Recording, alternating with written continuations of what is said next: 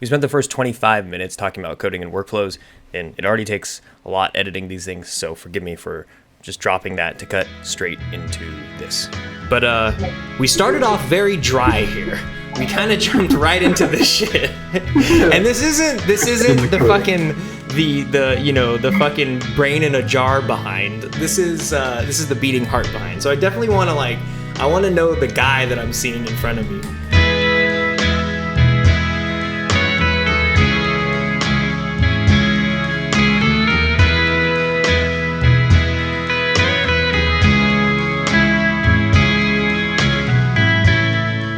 So first of all, as a face-to-face, finally I had this opportunity. Thanks. You've been fucking tremendous, man.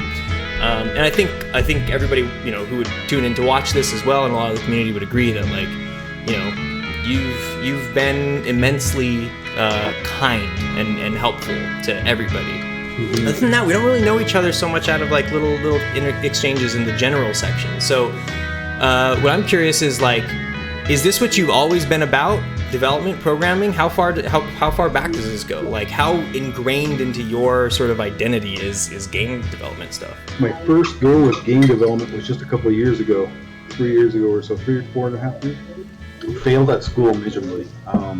Same. For various reasons, but I dropped out. Right? I'm just a high school dropout. Wait, did you drop out, or did you take an exit exam? No, I dropped out. Full on, just stopped going. I had one teacher. It was an English teacher. I remember her pulling me to the side one day, and she's like, "If you pass the final exam with 100%, you're still failing this class. Mm-hmm. You should probably just stop coming." Mm. And I'm like, "Cool, I don't like this place." Yeah. So that was it. That was my last day. I just never went back. I was just like, "Screw you guys, I'm done." Yeah. Mm. So then I got dragged into mining. Mining? Yeah, so mining. Physical mining. Yeah, yeah. Okay. Old school mining. So I did that for almost 2 decades. Holy shit. Copper. Well, copper gold. Interesting. So, are you putting your back into that thing, swinging big tools around, using big equipment and all that shit? Yeah, I originally started off working on a dam, which only lasted really a few months. Mm. They laid us off, kept us on, and they had a pipe that was a 36-inch pipe, twin pipe side by side, that went 7.7 kilometers up a mountain. Jeez. And it was the middle of winter, it was minus 50, and it froze. So we're like, you can stay, but you got to go with a wrench and take that pipe apart. And it's, I did that. So I did that for almost 2 decades. When you're young, especially when you're in a high school dropout, and mining's not bad money, right? I had several years that I was over 6 figures, right? That's crazy. And when you give a young person lots of money and 2 weeks off a month, bad things happen. So I ended up going down kind of a twisted path, I think at one point in time I was pretty fearful for my life, and I went hard into drugs. Came out of that, cleaned up, got addicted to the gym, and I went totally healthy. Right? And I turned my life around. Screw this, we're going. And life was going good. So I've always loved games as a kid, right? Always loved playing video games. And even when I was in mining, I've always had a affinity for systems. Yeah. Never been properly trained, never really done anything, but to me, in my game dev journey, I'm just getting going. Right. You're full-time then. You're full-time into game development. This is what you do every day. Yeah. So 16 hours a day. That's insane. I mean, it used to be like that for me, and it's really dialed back. I don't know what happened. Something happened to me, and the days are closer to 10. Which I there's a part of me that kind of doesn't like. I do sort of miss getting lost, and then suddenly it's time to go to sleep. I'm hoping that happens again soon. I'm trying to forcefully induce it right now. The thing is, you're making these games, but you mentioned, you know, you grew up and you love video games. Where did that start? Because this is always something I love tapping into. Is like what like your childhood in video games is what I'm curious about. You know, like my best friend had a like old school like NES, and I remember going over there playing like Contra, Duck Hunt, like original Dragon Warrior. Okay. You know, a few of those games, and right. So like I was huge in the Final Fantasy series, and you get into like the Chrono Trigger, and you know a lot of those style games, Secret of Mana. Like, I love that. You're a full on like JRPG head then. Oh yeah. Okay. Yeah, for sure. I loved it. And my brother, I have an older brother. He's 5 years older than me, and he seen me playing Final Fantasy 2. And like I binged it for like an entire weekend or something like that. He'd seen it, and I was still fairly young, and he got me into playing Dungeons and Dragons. Right. So then I started playing that. So then, you know, like I'm only at this point in time probably like 8 years old. Now I'm playing like Dungeons and Dragons, blasting Metallica in the background. You know, it's just playing Final Fantasy. And so like when I was just little, I started going heavy into this, like the fantasy and that whole thing. And then I just fell in love with that. Right. So then for games, it was like everything that was fantasy, RPGs. You know, I could just shoot for. Right. Yeah. So just loved them. And then when I got older, like I remember starting to play like Ultima Online. Mm-hmm. Did you go pretty hard? Because that's kind of like a touchy point for some people. Is like when you hit. I know a lot of folks get real wrapped up in WoW. How crazy did that get? You know, like it wasn't bad. Like it was going good, but I also love like the PvP concept of it, and I wasn't a big fan of the PvP in WoW. Like to me it's like beautiful game. I love the art, I love the story, and it was fun to play. I always found myself either going back to Dark Age of Camelot, which is all PvP, or I'd find something else like an alternative, right?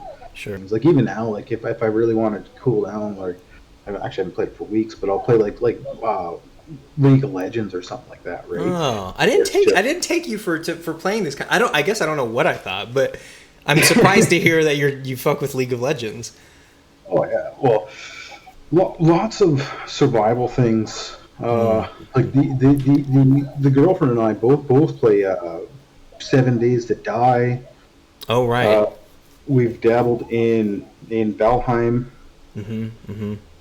I was big on Valheim. I sank some hours into that one. That was actually one of the few sort of fantasy survival kind of games that I actually got pretty into. It's hard for those to work for me. I was pleasantly surprised. Yeah, what do you make of like the lore and world building of that game, sort of like stacked against other things? You know, the whole concept of the way they did the storyline for a survival style, I thought was really good. The way they do their stats, all based on food, like even right at the end of the game, your stats are completely garbage, just as they are in the beginning, unless you eat food. Okay. Then you can have great stats, and that concept, like whoever designed that, like they're geniuses. Because now it's like you can tier up all your food by cooking, so everything in the beginning of the game when you're picking berries is still relevant towards the end of the game. That's true. Like there's a lot of survival games you see where it's like, well, the beginning area is kind of a waste of time now. Right. Where Valheim kept everything, like the way they did it in that aspect, that's beautiful. That is very economical. The only crappy thing is they really don't have a lot of diverse. Yeah, you can go to bed in 1 minute. That's fine. Weird. To me, like they don't have a whole lot of diverse areas and enemies and stuff. Like there's but it'd be cool to see more if it was bigger. But right. With that said, I mean it is for an indie developed game. I think they did an amazing job with it. Yeah, right? It is kind of spectacular. It is something special. Did you ever like do Counter-Strike and stuff like that? Were you ever doing like LAN parties of like Quake and those first-person kind of games? I didn't really do a whole lot of the shooters. I did have a long run with a game called Tribes. It was around the same time as Quake was out. It was kind of one of the competitions to it. And it was pretty cool. It's kind of more closer to, say, PlanetSide, which was kind of a neat game. Right. You know, a little bit of the Halos, I guess, when they were still kind of new. Like, I don't mind them. Like, I did a little bit of Fortnite, but I'm not like a big Fortnite player. No, I mean, other than the League of Legends, when it comes to the ranking in there, really not really much for anything competitive. So, like, I used to play a lot of StarCraft and Warcraft and stuff. Right. Okay. Yeah. Right. That makes sense. Yeah, make maps. You know, that was always fun. Yeah, how far back does like game development stuff make its way into your childhood? Like, did you ever kind of like dabble with programming, or like did you, because like you're saying maps on that, I know a lot of people do like mods and shit.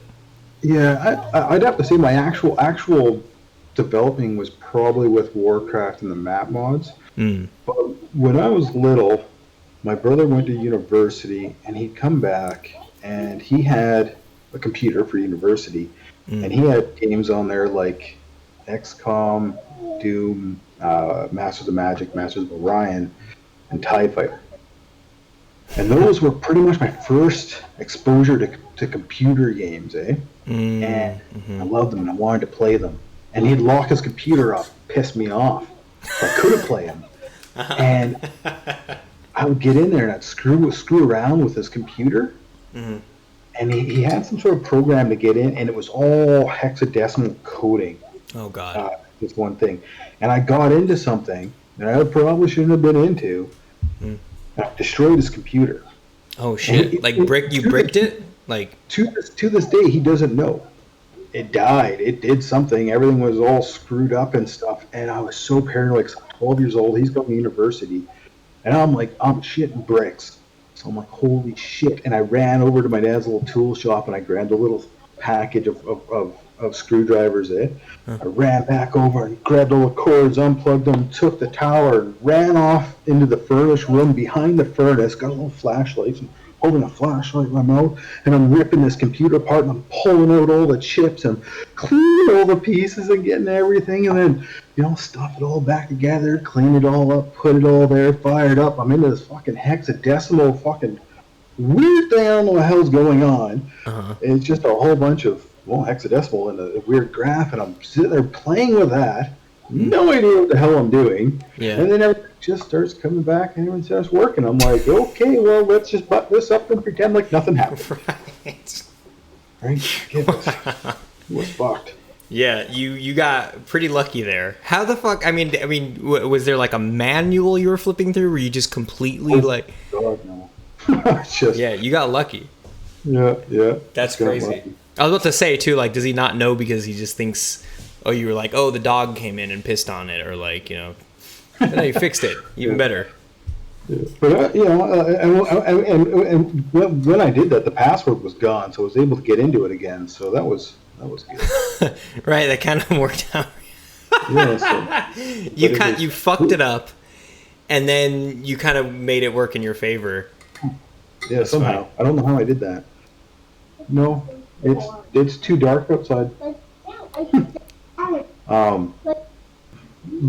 Literally had like zero background with code, right? Nothing in school, no post-education. Mining now, with mining, once I got higher up into the ranks, in years, like I got into flotation, which is all chemicals, into the control room, which technically in the control room I am running computers then.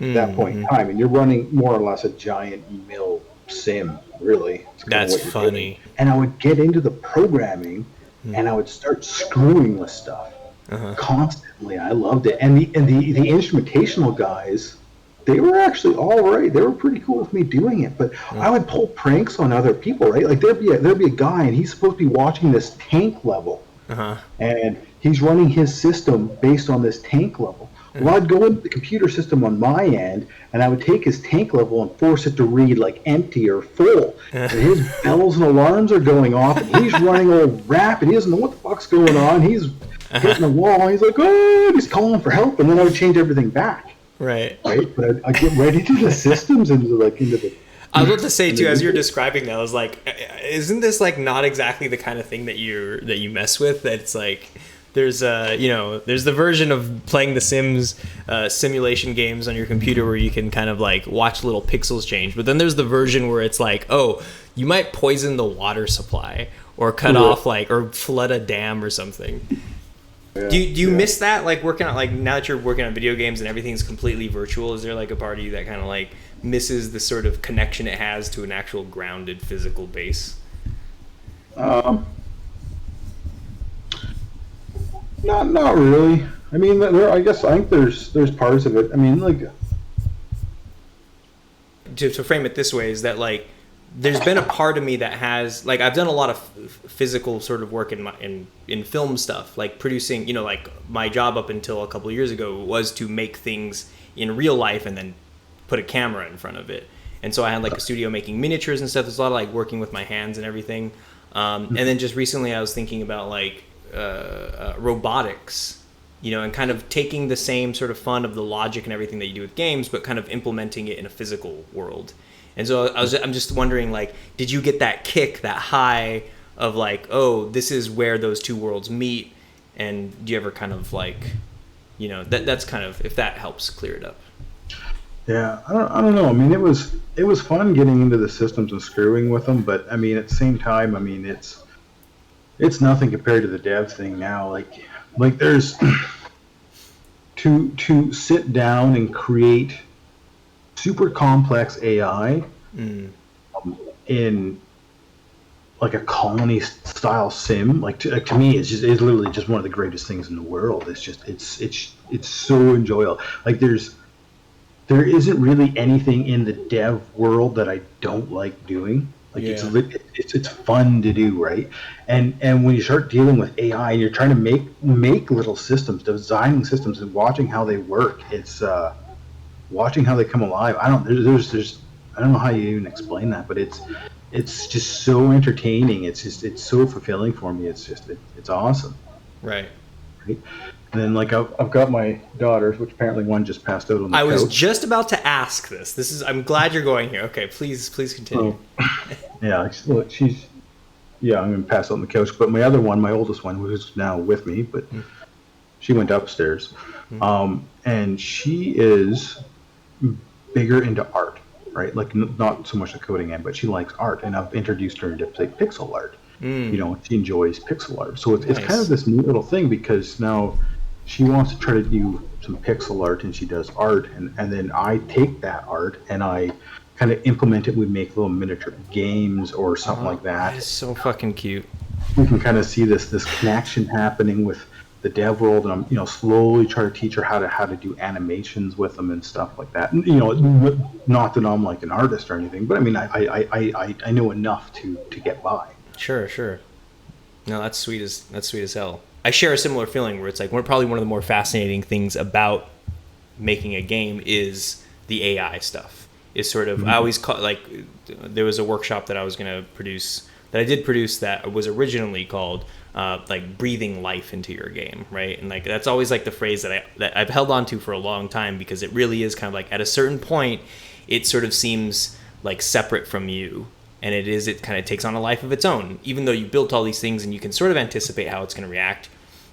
Whatever, it's like it's a surprising thing to watch. And as you were explaining that same feeling, what I was wondering is like you have kids, and I'm kind of wondering where like that same kind of thing happens. Is like what, like I don't know. Can you talk a little bit about that? About just like the idea of bringing life into this world and sort of kind of like whether whether those things have bled into how you choose to like raise your kids and stuff like that. I mean, for like a lot of what I do and how I push forward is because of them, right? Without them, I wouldn't even have the dedication to kind of do what I do. But they kind of they see me and they push and they kind of go in the same direction, right? I mean, father and daughter is kind of the way it goes, I suppose, right? Right. That's crazy. So they tend to follow the same path. Like my 5-year-old, one of our favorite things in the world is like zombie games. right? Like, like there's kids out there, they're still watching Blue's Clues, and she's like, let's shoot zombies. What games? What games is she playing?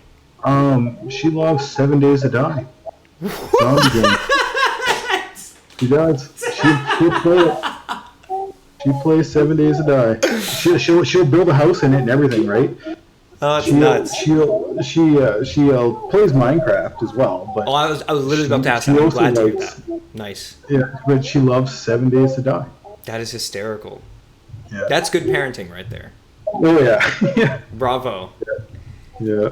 Parenting with killing zombies. Well, if there's a zombie apocalypse, my kids are ready. I'll tell you. Oh yeah. Have you played Project Zomboid? No, I've wanted to. I keep seeing it. I look at it, and it looks awesome. It's $9 on G2A. Yeah. So, maybe check it out. I don't know. It's a little slower pace because it controls like The Sims. It's more of a point and click kind of thing. But it is still really exhilarating. And if you're a systems guy and an AI guy, especially, like it is really fascinating to play. It's frustrating. It's incredibly difficult, but it's also extremely fascinating to see the depth of this simulation that they're really pushing. And maybe your daughter would be into it if she can get over the interface. Well, and probably you. And then, with my other one, she's, like I said, she's actually big into art. So. And she just said hi. Hi. Have they expressed interest in game development stuff? The oldest wants to make asset packages to sell on the asset store. That one there. Hi. Well, with art, doing icons and stuff like that. But, she's only 12. You could do it. She also plays zombie games. Like zombie games, 7 Days to Die and stuff. So. Oh, okay, yeah. Right on. It's kind of like a family tradition at this point in time, killing zombies. The family that gets together to kill zombies. This is the type of family I've always dreamed of. This is what I wish I would have had growing up. I played GoldenEye with my mom. My mom, it's kind of funny because now I'm making a fucking spy game. But I'm sorry. I don't know if my language... Does that... sorry. Anyways. She kills zombies. It's probably not that bad. I was about to say, it's like, I don't know, but some people draw the line in crazy ways. Exploding heads and stuff. It's all good. So yeah, I used to play GoldenEye with my mom. That's about the extent of it. But yeah, I don't think... She bought me like South Park and stuff. I think my mom did a good job too. I'd say you're kind of... Yeah, you're probably right there on par. Maybe the whole family becomes a little studio. Yeah, eventually one day it'd be kind of cool. Like the girlfriend wants to get into it as well. This one here is slowly kind of getting into it. She's a little young, but slowly pushing that way. Right on. And it's kind of funny because growing up, my entire family was mining. Right, my father did mining. My brother's a miner. I was a miner. Kind of taking that whole thing. Now the whole family's turning into devs. That is funny. You were like this transition point. Yeah. Do you think this whole sort of like going into the app space and making all these like sort of mini games is this sort of like where you want to exist? Is there anything like outside of, because I know you're making the space the modular spaceship game, and like that kind of seems very separate from these apps, right? It's not a mobile game, right? So I'm sure there's a lot of people that like and enjoy doing apps. It is not for me. I mean, apps. The controls. Like, fuck, how do you control anything when you can have a joystick and a couple buttons, or you're touching it? Like, you can't develop complex anything with these with so limited input, right? Yeah. And then to boot, the overall size of the game, you're limited, right? Like my Vampire one is 1.2 gigs. If I crush it down, it goes to a little over 300 megs. I can delete a few files after I've zipped it, or just before I zip it, which is a little sneaky little trick, and I can get it down to 150 megs. But there's a limit of 300 megs. So I can't push it that much harder and put it on the Google Play Store. And it's not like it's like, oh, look at all the stuff in this game, right? Like, it's not that big. To me, that is insanely frustrating having... After my 2D one, man, I'm done with mobile. I just don't want mobile. Mobile's not my thing. It's annoying. I think with the next one, or with the space one, work on that one and put that one on itch. People can play it, but it'll be like a download one, right? Be like full computer, like it's I like having the mouse. I like having the Yes. inputs and the ability and being able to push like the AI to do crazy things and develop. Right, mobile is just, if you want to make something flashy and do something silly, it's great. But I don't know. It's hard to find any kind of meaningful game on mobile. Yeah, exactly. And like it's so hard to build anything meaningful. Like with my even with my 2D platform, like I'm sitting there and I wanted to build some RPG elements to it, and then as I'm building, I'm sitting there thinking like, oh my god, like I've got a jump button, an attack button, a block button, and my joystick move. I'm like, if I add anything else, where the fuck do you even put it? Right? Like your screen is only so big, and like your hand, one hand's going to be on this side, one hand's going to be on this side. It's gonna like you start putting buttons up top, and like it's. Do you have a roadmap at all? How are you sort of playing this? How are you planning this? What is your sort of like scheduling and sort of aspirations of what goals you want to hit with this game, like the passion project game? I mean, the space game was actually just me originally just dicking around with economics and building a system on that, and it was kind of fun. I remember when I was younger, I played a game called Star Control, and it was a top-down space shooter. And it was simple, but it was fun. Okay. And I wanted to mimic that style of control. Mm-hmm. So that's kind of the control I wanted. I wanted some like arcade feeling, but I wanted the in-depth economics. But I also want my AI, right, with like the goal-orientated. Right, so that's kind of it's fun to work on, but I want it on the PC. Like that one, sure the hell ain't going to go to mobile. It's going to be way too big.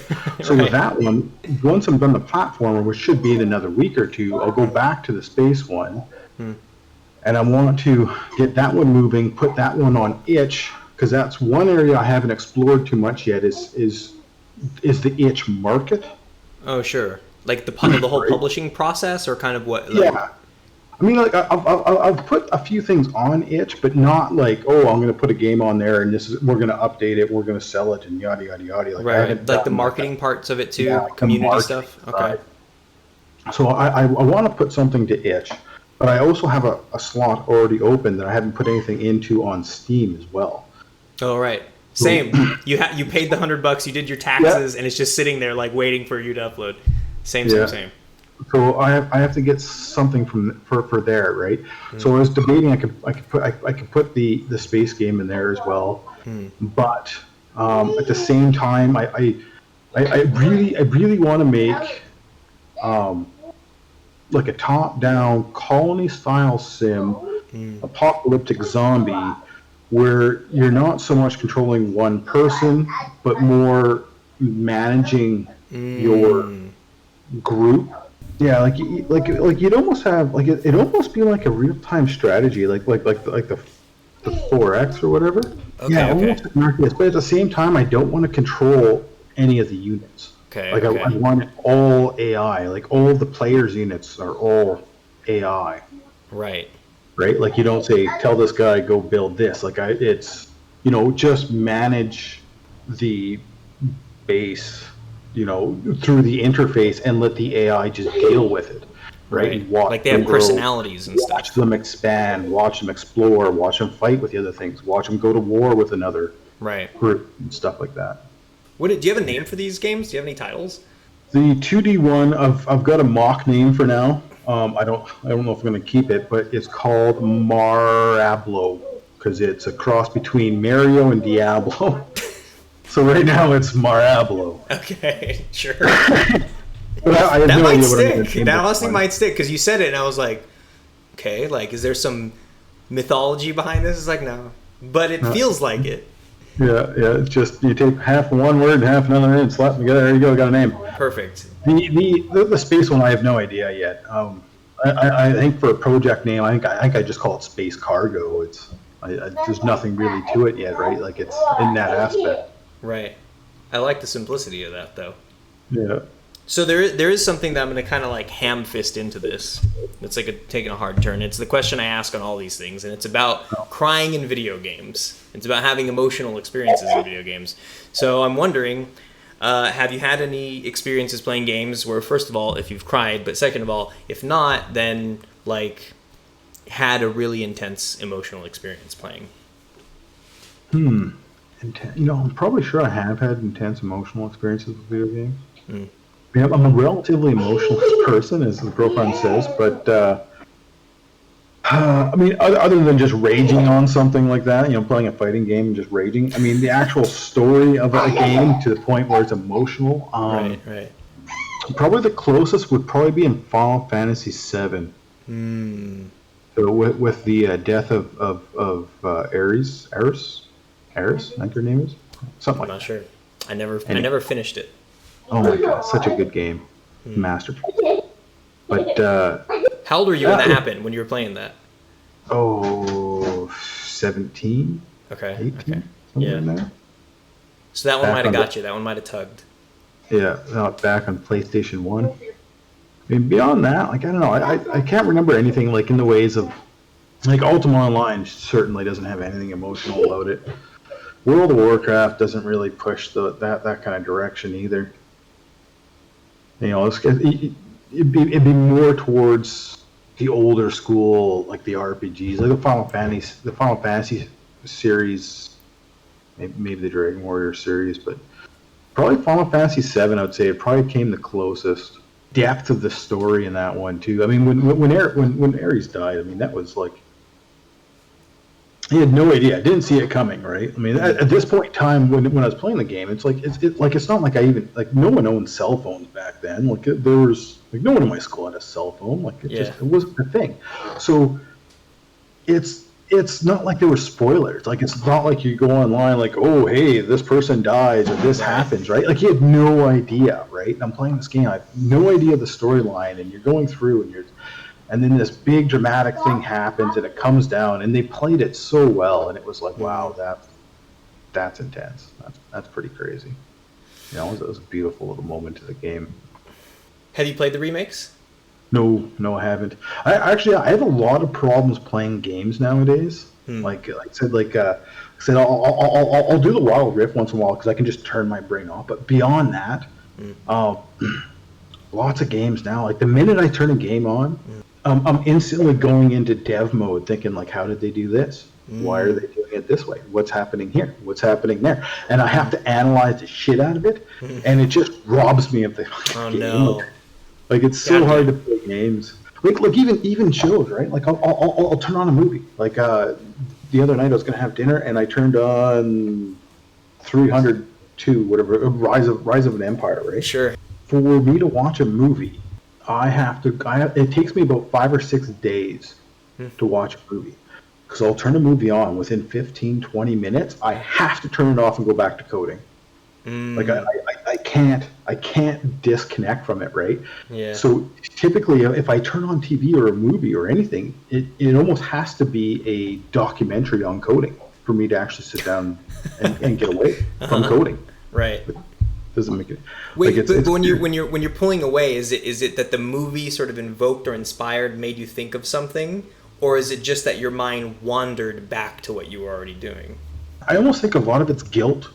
It kind of sounds weird because, so in my situation where, so my oldest is now here, right, and that's actually a relatively new change, right? They were with their mother, and there's still one more up there with the mother. That situation is not a good situation for them, right? Like there's a lot of bad things there, a lot of bad things happening, and the only thing I can do to battle it is I have to get money. Like it's going to free my daughters in that aspect. So the concept of stopping to watch a movie to me is if I stop for a day, that's an extra day that my daughters have to suffer. So I find it hard to stop. Yeah. It's honestly pretty inspiring. I hate that it's under such fucked up circumstances, but it is inspiring, honestly. To see you kind of like fight your way through this. Yeah. Well, I mean, it's a great form of inspiration. I'll tell you. You can't stop, right? Right. But it's one of those things. Like it's like I said, like the mobile burst of games. So that, like it's more testing the waters, and especially in these last couple months, I literally feel like skill wise and the ability to push and reach various stages has become so much more real, right? And it just feels like, like I'm just moving forward now to the point where it's like we're going, like we're here, and there's an ending here, and I can see it, and we're driving in a straight line right now, right? That's the way it feels, anyways. Good, because if it didn't, how much would that suck? Yeah, I don't. Somebody mentioned it to me recently. I forgot who it was, but like somebody, it might have been Alina, Mechalina. Oh yeah. I think somewhere in a conversation, we were talking about just like whether or not it felt like a choice to do these things, and sort of like that cognitive dissonance that you have to practice to believe that like you're gonna make something that's gonna be totally life changing and amazing, and that it's gonna work, however hard and ridiculous the goal is. Yeah, I would probably lose my goddamn mind if I didn't have like blind faith for it. A part of that conversation an important part of that conversation is about like reading the room well and having not just blind faith, but like good data to back you up, I love looking up stats and facts and Steam Spy data and all sorts of stuff. Like I'm constantly looking up anything to do with game dev, eh? Right. Where you have a lot of people who have a dream. It literally does feel like a lot of people think if they make one game, they're going to make tons of money, and off they go. It's a noble thought, no doubt. Sure. And you don't want to take that away from anybody, right? Like, right. Do it, follow it, go for that dream. But the odds are you're going to fail. You're going to fail, and you're going to fail over and over and over again. That's the way it works. Right. The most important thing is to not stop. You're going to fail. Be those failures. Accept those failures. Yeah. I forget who the hell said it. There was a famous dev that said that their overnight success took 10 years. Right? Mm-hmm. And that's what it is. Like you fail until you make it. You just have to keep going. And there's a lot of people in the Discord I've seen where they were working on one and their hopes are so high, and it's hard because like you don't want to say, you know what, the odds are it may not pander out. Right. But no, it could though. It could. But you want to keep them encouraged, right? Because you don't want to quit if you fail. If you quit when you fail, then you've lost, right? Exactly. It's like making it to the end is sort of like the first step, but giving it a second go is like really where it starts. Like accepting failure, basically. I literally had the same exact conversation with somebody in the comments today. Somebody was talking about just like, oh, what if you sank? Yeah, they said, what if you get to the end of this and you spent thousands of hours on something and it's a failure, and all you have to show is experience, like, oh, all you gained was experience. And I'm like, well, first of all, I don't really know anybody who got to that point, who did 1,000 hours of something and finished it and then gave up after that. I think that's actually really rare, because I feel like if you have it in you to get to that point, then you're probably the kind of person that, like, if it was a failure, and I guess that's, a commercial failure, then you're probably the kind of person who's ready to give it a second go. Oh, yeah, sure. And I was like, you gotta, like, get to that end first. Otherwise, you're not in the game until you finish something like big, Yeah, you just got to keep pushing, and and if you make a game and it fails, I mean that experience you get from it is still, it's priceless. Seriously, there's a lot of people that would kill to have that experience, right? Yeah, it's me right now. I was like, it feels especially shoddy because I ship little things. I've shipped these things on itch and stuff. But like I'm in the middle of like syncing everything, and I avoid game jams, like that. I want to make little games all the time, and I'm so hyper focused on my shit. And I do tutorials. Doing the video tutorials is like a blessing because it kind of like helps me like continue learning in a way, or at least solidify things I'm learning. I still look at this big thing I'm building and be like, this could be a fucking flop. Like I don't know what I'm doing, and people don't make this kind of thing very often. And when they do, like, the genre I'm making is like ridden with failure, you know? Mm-hmm. And so it's like, fingers crossed. If you're ever going to build a game, you want to build a game that you love, that you want to play, right? And I think the idea of putting any thought into commercial side of things is a horrible way to ever even look at it. Right? Build something you love, because I guarantee you, there's people in the world that are going to love it too. Same. That's what I'm always. Do you ever see 1,000 True Fans, the Kevin Kelly article? Have you heard of that? Have you heard of that paraphrase, like 1,000 True Fans? You should check that out. It's so there's this concept called 1,000 True Fans. The idea was originally an article written by the editor of Wired magazine, and the concept is that if and it's kind of a lofty start at the article, which is that if you're trying to make $100,000 a year to survive, right? You're trying to bring in a 6-figure income, and you want to do it by whatever it is that you create in this world, then what you need is X amount of people to give you X amount of money by the end of the year, you know, in 1 year. So it's like, you know, 1,000 people giving you $100, or like 100 people giving you $1,000. And like, so that when you put it in that frame of like being able to scale, like, well, how many people actually do need to give me some, sort of minimum threshold of money to support me, it actually starts whatever your goals are is becoming like, they sound less crazy. They sound more feasible. And the first time I ever heard that, it was just like, yeah, holy shit. And I don't need $100,000. You know, I could live on far less. I already do. And, Patreon, I think, is like kind of, I think it was built on that sort of logic, right? It was just like, okay, let's turn it into a full-on system that enables people to just go, yeah, fucking, you dig what I do, shoot me some cash. Yeah. But you should check out that article. I mean, I'm sure you've probably already like read things that like spout off the same sort of concepts and ideologies, but I think reading the source material is really kind of crazy, especially because it's from like 10 years ago or whatever. I do have one more thing, is the marketing side of things. You're avoiding the side of like, you know, or how should I say this?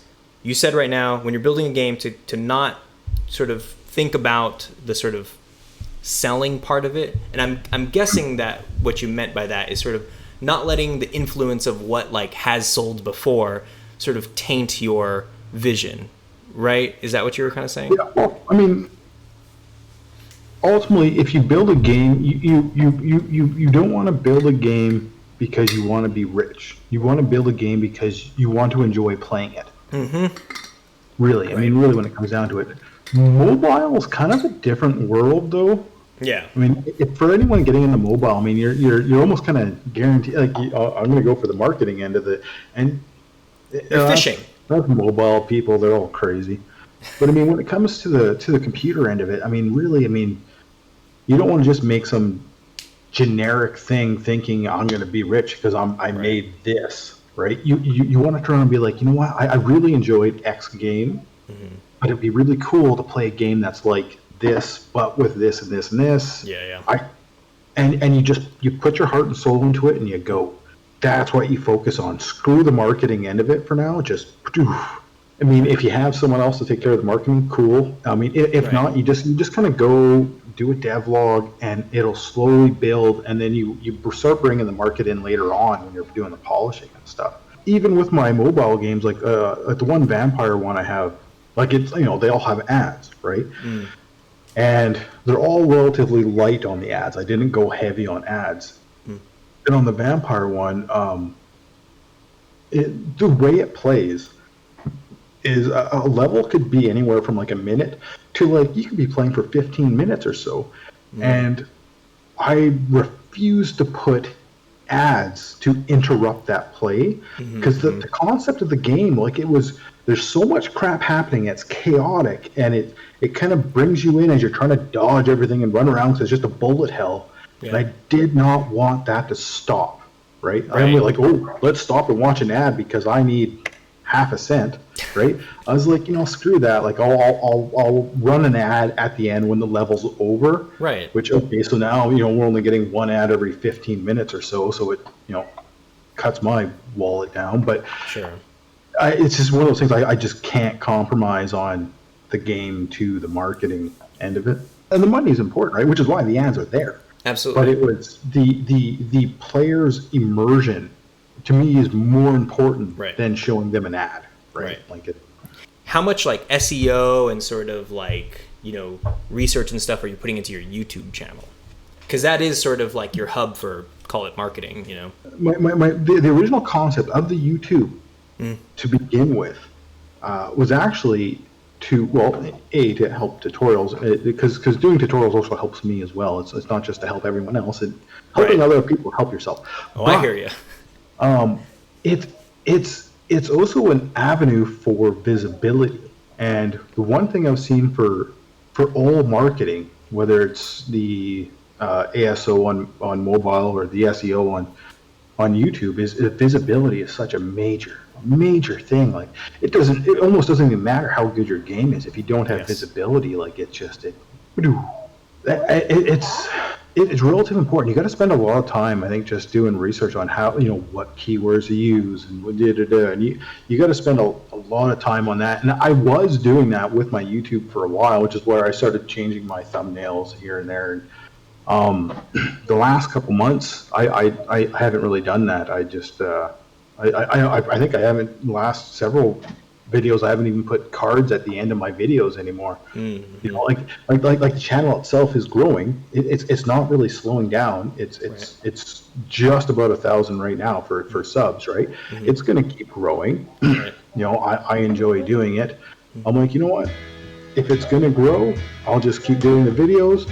And I'm not going to stress too much about the visibility of it, because it's obviously building it right now as it goes. Yeah. And I could push it and go harder on it, but I'm not that worried about it. Well, man, it was really nice talking to you, dude. This is a pleasure. I'll just see you around the Discord. It's kind of funny because like most people after I sign off, it's just like, I guess we're not really going to talk too much after this, but with you, Mechalina, Jean, and Alex, it's like, all right, I guess I'll talk to you tomorrow. Yeah. You just are on like Discord and I'm there. Yeah, same. Have a good night, dude. You too. Peace. Talk to you later.